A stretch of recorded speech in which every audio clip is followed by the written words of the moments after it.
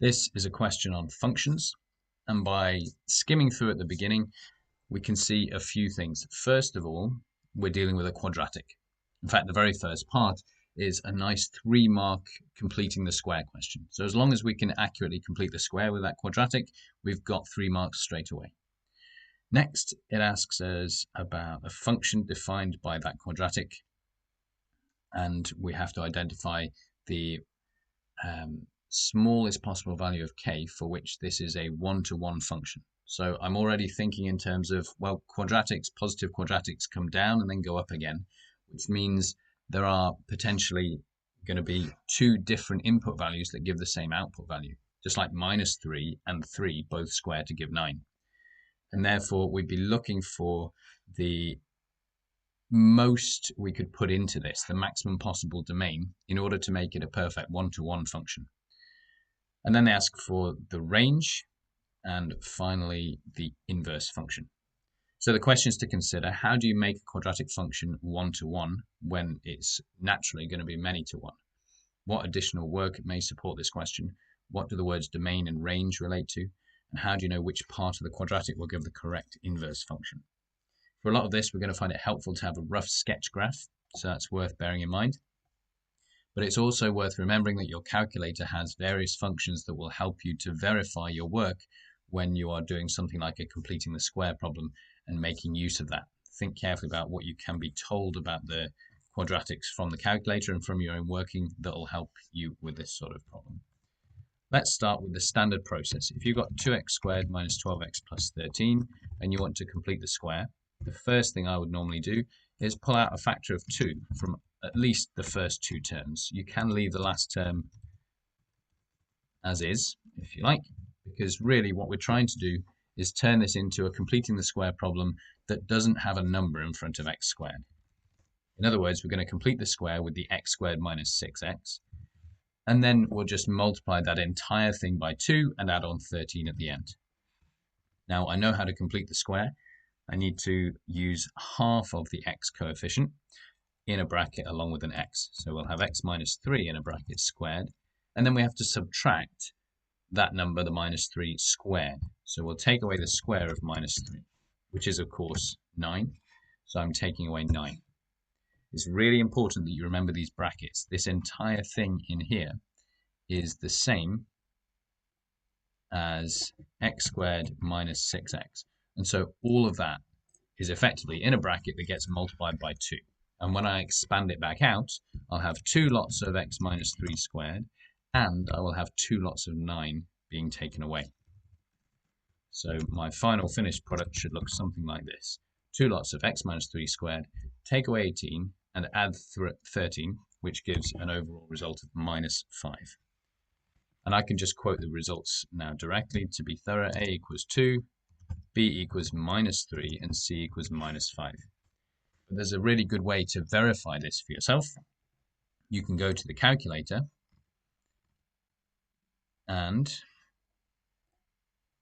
you can head to option A for solving polynomial equations of degree 2. We're going to enter the values 2, minus 12, and 13. That's the original quadratic we were given. We get roots for the quadratic. So 6 plus root 10 all over 10. That's 4 point something. That's where it's going to cross the x-axis. It's also going to cross here at 1 point something. So that might be helpful for your sketch if you're drawing yourself a rough picture. But then the next bit is what's most important for me, because it gives me the x-coordinate of the minimum point of this quadratic. The x-coordinate is 3. Does that fit with what I've got here for the completed square form? Well, yes, because if x is 3, x minus 3 will be 0. And that will make this squared part as small as possible. Because when you square something, you can never make the final answer any smaller than 0. If you square something, it's either going to give you a positive answer because the input was positive or negative, or it's going to give you 0 because the input was 0. So the lowest you can ever get is 0 for this piece. And that will happen when x is exactly equal to 3. Next, you press equals one more time, and it gives you the y-coordinate of that minimum point. And it says the y-coordinate is minus 5. Well, having a negative makes sense because we've already seen from the calculator that it does cross the x-axis at 2 places. If it didn't cross at all, then the minimum would have to be positive, or if you had a negative quadratic, you'd have a maximum that was negative, something that demonstrates the curve never crosses the x-axis. But in this case it does, and it goes down to a minimum level of -5. Does that match with what we've got here? Again, yes. If we can make this squared bracket 0, you have two lots of nothing, take away 5. Therefore, the overall minimum for the entire function is 0 take away 5. That is -5. So that's how we verify for that part. We're now confident that we've got the correct completed square form, and it's particularly important here. It's not just worth 3 marks to you to get that bit right. It's worth more because you'll be relying on that completed square form as we go through the next sections. So the function is defined for x is greater than or equal to k. What does that mean? Well, this is where perhaps we start by drawing ourselves a bit of a picture so we can make sense of what this is saying. If we sketch the curve, we already have a rough idea of where things are going to cross, because we've seen from the calculator we have a crossing point at 1 point something and a crossing point at 4 point something, and in particular that at the point when x equals 3, we have a minimum at -5. So we have a minimum point down here. We have a function which is essentially behaving something like this. It's not the prettiest graph you'll ever see, but it shows me what I need to see. Now we can see that this is not a one-to-one function because, well, for instance, at this 1.4-ish and 4 point something-ish, we get 0 for both. So it's possible to have the same output from two different inputs. It's still a valid function, but it's not a one-to-one function. One-to-one means there is one input for one output and one output from one input. So how do we make it one-to-one? Well, the properties of a one-to-one function mean that you should be able to track backwards from a y value to an x value, which means for any y value, you should be able to say for certain what the x value was. And that means that as long as this curve goes down and comes back up again, we're not going to be able to do that. We need to restrict it. We need to say, okay, there is a value that beyond which we can't go. And that's what this question is saying.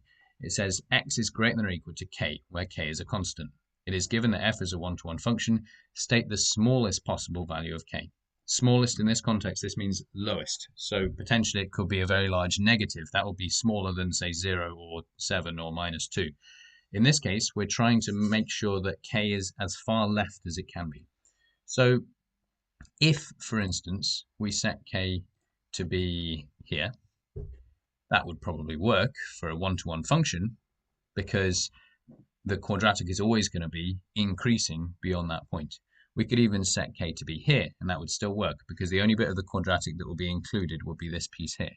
But we want the lowest possible value of k, which means we need to drag k down so far that we include as much as we can of the curve without doubling back on ourselves. So we can get further to the left than we already have. But if we go too far, you'll find we have a problem, because then we've got bits of the curve here that have the same height as bits of the curve over here. So that's not going to work. In fact, hopefully you can see the key bit we're interested in here is the 3. We can go as far as the vertex of the quadratic, as far as the minimum point, but no further. As long as we make sure that x is at least as big as 3, this will definitely still be a one-to-one function, but if we go any lower, then it won't be anymore. So that's how we get our answer here. K equals 3. It's a state question, so technically we don't need any more explanation than that. But if you want to make sure you're confident with your reasoning, then feel free to write something down. Minimum point occurs when x equals 3. We want it to be a one-to-one function. The value of k is now given to be 7. So we know that it's a one-to-one function when k is 7. That would be like up here perhaps. If we had a 7, then the function won't ever cross the axis. It won't ever get as low as its minimum point for the original quadratic, but it will definitely still be a one-to-one function.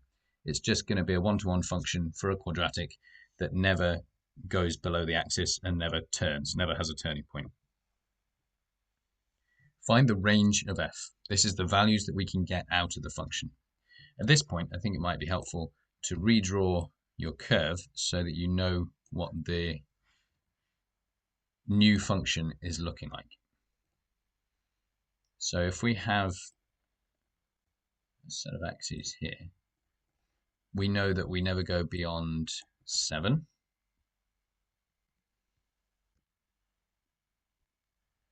And the curve at that point, well, we don't know the height at that point, but that might be a useful number to figure out. And once we've got that, we'll be able to figure out what the range of the function is, because it's a quadratic. So it's increasing, it's getting steeper and steeper as it goes along, but this is just basically part of this right-hand branch of this quadratic.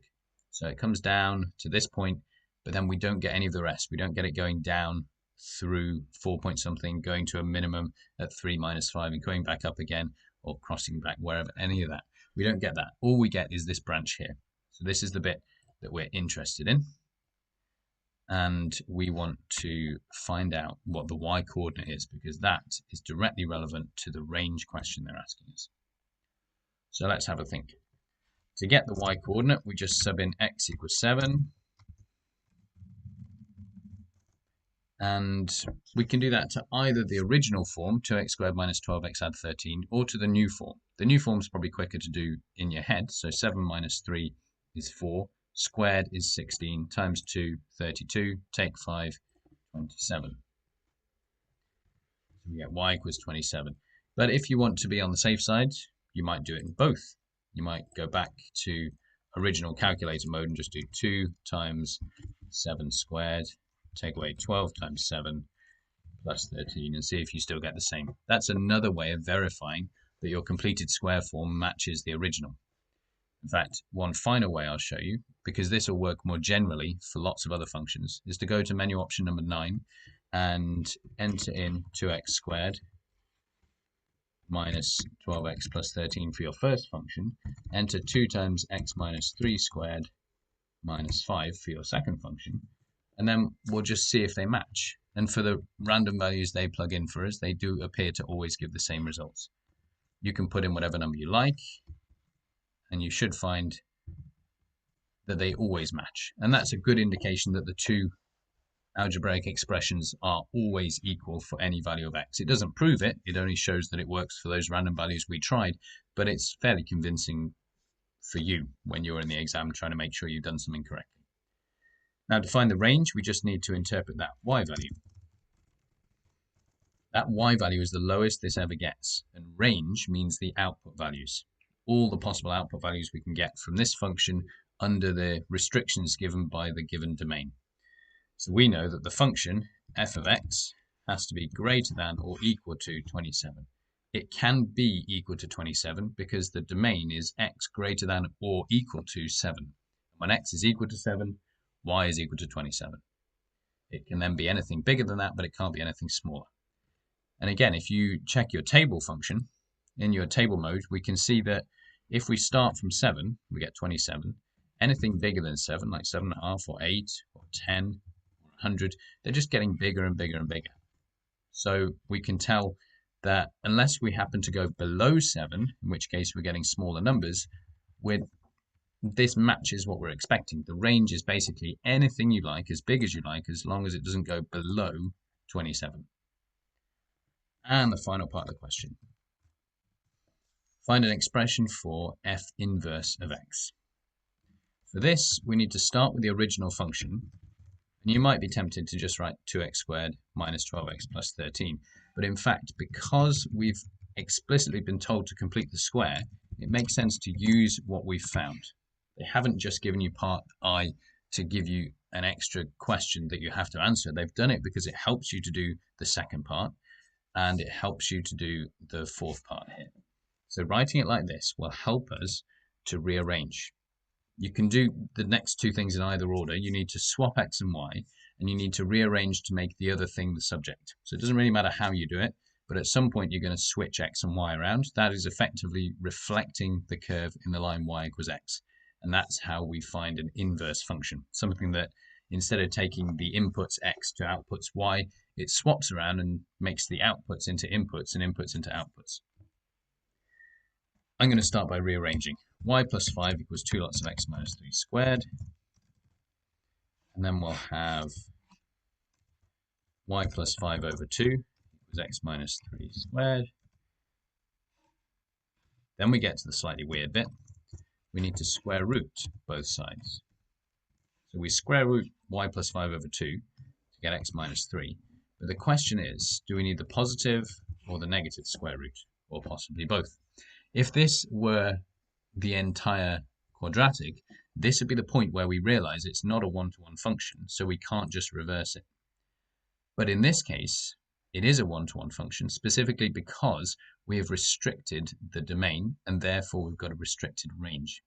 We already know that y is at least 27. If y is at least 27, then we're not going to have a problem square rooting things for a start, but also we know that x is at least 7.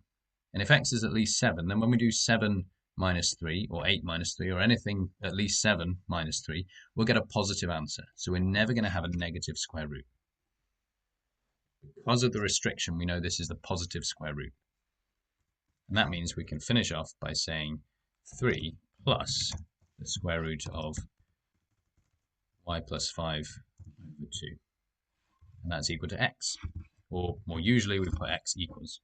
And then we're going to swap x and y. This is equivalent to reflecting in the line y equals x. This is how we turn this, which at the moment is just a rearrangement of the original, into its inverse function. Y equals 3 plus the square root of y plus 5 over 2. And then the final step is to replace y with f inverse of x. The other thing I forgot to do was swap x and y here. X became y, y becomes x. And this expression here is my inverse function. 3 plus root x at 5 over 2.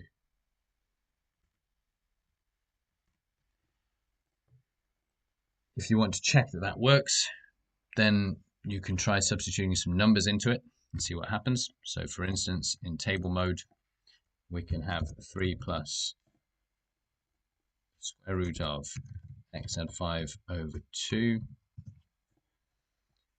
And we can leave that second one. If we sub in a number like 7, we're going to get some weird answers. But if you sub in 27, we get 7 back out the other side. That makes sense, because the original function turned 7 into 27. Our inverse function should turn 27 back into 7. We can try it with some larger results as well. If we try something like 28, we get a slightly bigger value than 7, 30, and so on. Anything we put into this should give us something that, when we put it back into the original quadratic, will return us to where we were before. So if you want to try that, convince yourself that it works, you can go back and forth a bit. The final bit is to look back at the question and make sure we've actually answered what it asked. Find an expression for f inverse of x and state the domain of f inverse. Well, we found an expression, we haven't yet stated the domain. State suggests we shouldn't need to do much work to get to this, though. So how can we see the domain without having to do much work? Well, the domain of the inverse is always equal to the range of the original function. And since they've already asked us to find the range of f, when they get to state the domain of f inverse, we're basically already there. This was the range of f, and therefore the domain of f inverse is those same values, but we write it with x, because x is an input. The domain always has x, whereas a range will have f of x. And we're done. For this problem, the first thing to notice is that we're dealing with a modulus function, and generally speaking, it's best to think in terms of graphs when you have a modulus function situation. This is because there are often phantom solutions, values that appear when you try solving algebraically that perhaps don't correspond to an actual valid solution for the original equation. Try solving mod x equals minus 2, for instance, and you'll find that you get solutions algebraically, but there aren't any solutions in reality because the modulus of x can never be equal to a negative number. That's obvious for simple examples, but it's a lot less obvious even when we complicate things to the level that this question has become. So the first thing I do is draw a graph. And I can do this by taking the left and right hand side separately and having y equals 5 minus 2x modulus, and then y equals minus a half x plus k. So each of those has a separate graph, but on the same set of axes. The trick with this, if you're trying to quickly and easily sketch a modulus graph, is to sketch both 5 minus 2x and the negative of 5 minus 2x, which in this case is going to be the same as 2x minus 5. So you can draw both of those graphs and then recognize that what we care about is when the output is positive. So you can then draw over with a thick line the bits of the graph that are above the axis. Another way to do this is just to test a few values. And a particularly useful point here, just like with any graph, is to work out where, if anywhere, it crosses the x-axis. Set y equal to 0, we need the size of 5 minus 2x to be 0. That happens when 5 minus 2x is 0, so x will be 2.5. If x is 2.5, we get 5 take away 5 inside the modulus, which gives us a 0. So we know that the graph definitely crosses the x-axis at 2.5. But the fact that we got a 0 for the modulus bit there also means this is the vertex of the graph. And unless you've got something else added on, if we had modulus 5 minus 2x add 3, the vertex will be higher. But in this case, the vertex and the x-intercept is the same point. For the other graph, y equals minus a half x plus k, I would suggest just try a few values of k to get a feel for what the graph looks like, because all such graphs will have a gradient of minus a half. We can visualize this as a line that moves up and down. So as k changes, the y-intercept of this graph changes. Essentially, if you increase k, the curve, or the line in this case, goes up, and if you decrease k, it goes down. So there are some times when the curve crosses the modulus function, the one in bold, the bold positive v shape, twice, and there are other times when it doesn't cross it at all. You can see it crosses the dotted lines from my construction lines when I was creating the modulus graph, but it doesn't cross the actual modulus graph at all when k is too low. There's a sweet spot somewhere in between, and that sweet spot is usually the simplest thing to try to find. If instead of trying to solve some kind of inequality, solve the equation, work out when the line is exactly at the vertex. So we can look for that vertex, that point 5/2, we can say, well, when is my moving blue line crossing through that point? Just substitute it in. So y equals minus a half x plus k, but we substitute in the values 5/2 for x and 0 for y. And that gives me a value for k. That's the value of k for which the line crosses the vertex of the modulus function. And then for this particular question, they said find the set of values of k for which the equation has two solutions. It doesn't say has solutions or at least one solution, it says two solutions, which means we need values of k that are greater than 5/4.